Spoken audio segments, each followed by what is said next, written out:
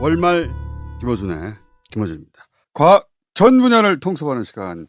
박문호 박사님 나오셨습니다. 안녕하십니까? 네, 안녕하십니까? 오늘 이야기 뭡니까? 정신화 작용. 정신화 작용이요? 예. 정신화로 가는 길에 크게 두 가지 흐름이 있다는 걸 볼 수 있어요. 상징화 작업하고 이미지화 작업. 아, 이게 다른 거예요, 이게? 예. 그걸 좀 구체적으로 말씀드리면 이미지화 작업은 시각화 과정이죠. 상징화 작업은 기호화하고 관계되는 겁니다. 아, 언어가 이쪽이구나. 그렇죠. 걔는 이런 식으로 이야기하면 후각화 과정이 가속됐다 이야기할 수 있죠. 아, 후각화. 인간은 그렇게 보면 개의 후각화만큼 시각화에 특화된 종이다. 우리 포유동물이잖아요. 포유동물이 4,000종이 넘어요. 그중에 대략 한 500종이 영장류입니다.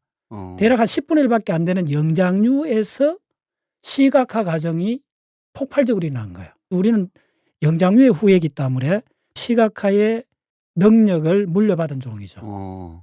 또 예를 들면 전기뱀장어 같으면 전기작용으로 흙탕물 속에 있는 먹이들의 패턴을 만들어내거든요. 호모사피엔스는 그중에 포톤, 빛에너지로서 거의 한 50%가 시각화 작업이에요. 우리 호모사피엔스 브레인은 앞쪽은 운동이고 뒤쪽은 감각이거든요. 우리 인간의 브레인이 신경세포가 한 1,000억 개쯤 돼요. 요즘 구체적으로 860억 개 정도를 이야기하는데 대략 1,000억 개로 보면 반 하면 500억 개잖아요. 네. 500억 개가 감각을 처리해요. 그중에서 우리 호모사피엔스는 거의 60% 정도가 시각입니다. 두더지 같은 경우는 촉각이 그 정도 차지하죠. 아하. 개는 후각이 상당히 차지하죠. 종마다 다르다는 거예요. 지금 제가 총수님 보고 있잖아요. 네. 임무를 처리할 때 신경세포가 몇 개 들어가느냐. 적어도 수십억 개의 뉴런이 들어가요. 통신이론을 공부해보면 텔레비전 화소수를 계산하거든요. 예. 보통 옛날에 텔레비전 화면에 한 장면에 화소수가 몇 개냐면 300만 개쯤 되거든요. 그 300만 개가 1초에 30분 이상 바뀌거든요. 네. 그러면 뭐 대략 간단히 1,000만 단위가 넘잖아요. 네. 억 단위가 되잖아요. 우리가 다 그걸 어렵지 않게 감상을 다 하잖아요. 3시간 영화를 다 볼 수 있잖아요. 3시간 영화를 봤을 때 화면에 있는 모든 하수에 다 색깔이 다 다르잖아요. 3시간짜리 영화의 하수수에 있는 정보량은 1,000억 단위 이상이 넘어가는 거죠. 어마어마한데 어마어마하죠. 우리 누련이 그걸 충분히 소화할 수 있다. 그걸 다르게 얘기하면 우리 호모사피엔스는 시각에 특화된 종이라는 거예요. 두 번째는 뭐냐 하면 상징화 과정이 폭발한 거예요. 상징은 두 가지로 나눌 수가 있어요. 시각적 상징이 있고 시각상지. 시각적 상징은 두 가지로 나눠져요. 문자하고 숫자입니다. 청각적 상징이란 말은 잘 안 써요. 근데 엄밀히 보면 청각도 상징으로 봐야 돼요. 왜 그러냐 하면 소리하고 음성하고는 다르거죠. 소리는 음성을 담고 있는데 음성이 아닌 소리도 많죠. 시냇물 소리, 바람 소리, 부시락 소리, 온갖 소리 속에 인간의 음성이 들어있죠. 자연의 소리는 상징이 될 수가 없죠. 그런데 인간의 소리는 상징이 되죠. 발음기호로 표시가 되잖아요. 그래서 보면 시각적 상징은 알파벳하고 숫자잖아요. 그 다음에 청각적 상징은 발음기호로 생각하시면 딱 맞죠. 그래서 우리가 쓰는 모든 문자는 발음을 할 수가 있다는 거예요. 문자로 쓰면 발음할 수 있고 발음하면 문자로 기록할 수 있다는 거예요. 두 상징이 상호작용을 한다는 거예요. 인류 역사가 농업혁명 15,000년 전에 일어났고 2,500년 전 석가모니나 공자나 출현하는 추구의 시대라 그러거든요. 그걸 딱 건너가면서 인류의 사고의 패턴이 출현해요. 서양에서는 그걸 로고스가 출현했다 그래요. 논리의 시대다? 그렇죠. 그러면 이 로고스가 우리 인간 사고작용의 이미지하고 결합할 수도 있고 상징하고도 결합할 수가 있다는 겁니다. 이미지의 로고스, 이미지의 논리가 결합해버리고 나면 그게 시가 되는 겁니다.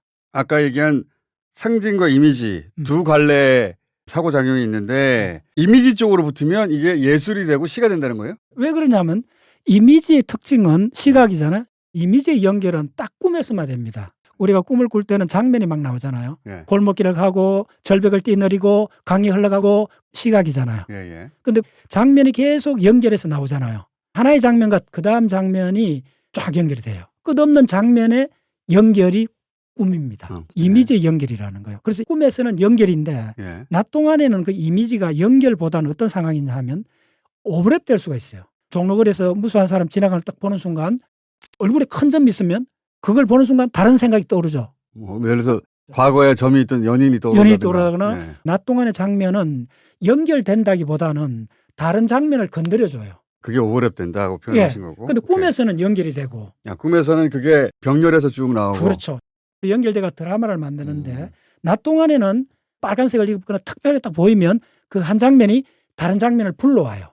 불러온다는 말은 두 장면이 살짝 걸리거나 건드려 주는 거예요. 오케이. 요걸 뭐라 그러느냐 하면 이걸 은유라 그래요. 오마이 사이언스. 아, 그걸 은유라고 은유라 한다. 그래요. 그래서 이미지로 가면 인류한테 뭘 선사했냐면 은유를 선사한 거예요. 자, 은유는 뭐냐면 잘 보세요. 이성복 선생의 무한하수에 나오는 한 대목인데 햇볕이 울고 있다. 붕 뜨잖아요.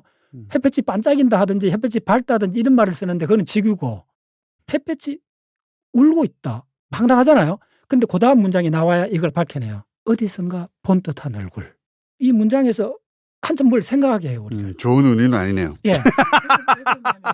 달이라고 했었어야 어울릴 것 같은데. 요 은유는 조금 멀리 간 은유기 때문에 한참 생각해야 돼요. 예. 근데 이제 좀 더 가까워지면 지구가 돼요. 금방 알게 된다는 거예요. 그래서 신은 의미가 드러나는 순간 사라져버려요. 신은 죽어요. 햇볕이 울고 있네. 어디선가 본 듯한 얼굴. 두 개의 연결이 멀잖아요, 사실은. 멀 때 우리 정신작용이 그걸 놓지 않고 그걸 메우려고 한다. 메우려고 한다는 거죠. 연결하려고 하고. 그게 바로 시의 본질이라는 거예요. 시에 나오는 한 대목인데 낮에 보이는 달. 그걸 뭐라 그랬냐면 낮달. 낮달을 어떻게 은유를 했나 하면 잊혀진 옛 사랑. 낮달은 우리가 의도해야 보잖아요. 잊혀진 옛 애인도 어느 순간에 조용할 때 떠오르잖아요. 항상 떠오르는 게 아니고. 박사님 얼굴이 이렇게 활짝 피십니까? 그래. 그렇죠. 인류가 사고의 확장이 어디서 오느냐 하면 이미지적 사고는 꿈에서는 연결이 되는데 연결이란 말은 오버랩되지 않고 시간상으로 촘촘하게 나열되는 거고 낮 동안에는 사실은 연결이 아니고 터치요, 터치. 한 이미지가 다른 이미지를 터치하면 A가 B를 건드리면 B가 C를 건드리고 C가 D를 건드리는 이 연쇄작용이 순간순간 일어난다는 거예요. 터치의 연쇄네요. 터치의 연쇄요. 시라는 게 터치 연쇄이네. 결국은. 그렇죠. 낮 동안에는 그걸 항상 일어나요. 그런 의미에서는 시는 낮의 꿈이네요. 와, 시적 표현입니다. 하고 보니까 잘한 것 같아. 그래. 오마이 사이언스. 예. 시는 이미지인데 예. 낮 동안에는 우발적 하나의 이미지가 다른 이미지를 건드려가서 떠오르잖아요. 예. 근데 논리적으로 계산적으로 한 이미지가 다른 이미지를 불러오는 시는 바로 이미지의 논리입니다. 그러니까 논리가 로고스잖아요. 이미지가 로고스를 통과하면서 시라는 인간의 창작, 예술 분야가 출현하게 된 거예요. 이제 이해갔어요. 예. 그러니까 태양하고 잊혀진 연인하고는 바로 연결되지 않는데 예. 태양이 울고 있다는 표현을 통해서 이제 건드리는 거 아닙니까? 예. 꿈속에서는 아무 문제 없이 쑥 연결됐을 텐데 낮에는 울고 있다는 은유를 통해서 터치를 해줘야 연결되니까 예. 시라는 게 낮에 꾸는 꿈과 같은 것이다. 예. 그러니까 이미지가 논리의 옷을 입으면 시가 되는 거예요. 여기서 논리라는 게 이제 3단 논법 같은 논리가 아니라 A에서 B로 끌고 가기 위한 연상의 논리를 이제 발굴해내야 되는 거네. 그렇죠. 그걸 로고스라고 표현했다. 그렇죠. 거의 비슷한 시기에 동양 한자 문화권에서는 도라는 거, 노자의 도덕경, 노장 철학부터 시작해 모든 철학은 도에 가까운 거잖아요. 서양에서는 그게 노고스였어요. 모든 학문에 로지란 말이 붙잖아요. 그게 단수형으로 된 게 로직. 지금 짧은 로직이 알고리즘이 됐잖아요. 지금 알고리즘이 가상 세계 혁명을 일으켰잖아요.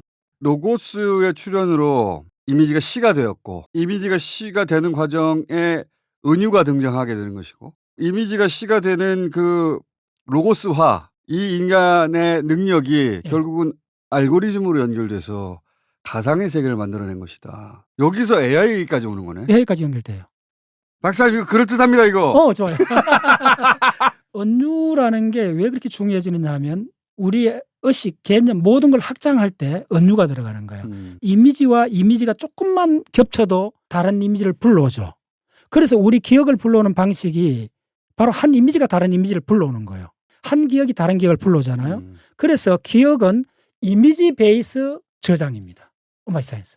기억은 브레인 과학에서 이미지 베이스로 보고 있어요. 한 이미지와 한 이미지 사이를 연결하기 위해 은유가 등장했는데 예. 나중에는 이 사이를 컴퓨터의 언어로 바꾸려고 A에서 B 사이에 가는 알고리즘 또 사실은 은유네요. 그 관점에서는. 이진법으로서는 로직이죠. 그렇죠. 전자공학에서는 그렇게 해요. 이진법으로서는 로직이 바로 알고리즘이고 투링 머신이고 컴퓨터 이렇게 되는 거죠. 그렇지. 이진법의 은유인 거죠. 은유죠. 그래서 기계가 이해할 수 있도록 만들어준 게 이제 알고리즘인 거 아닙니까? 그렇죠. 놀라운 통찰이다 이거. 예.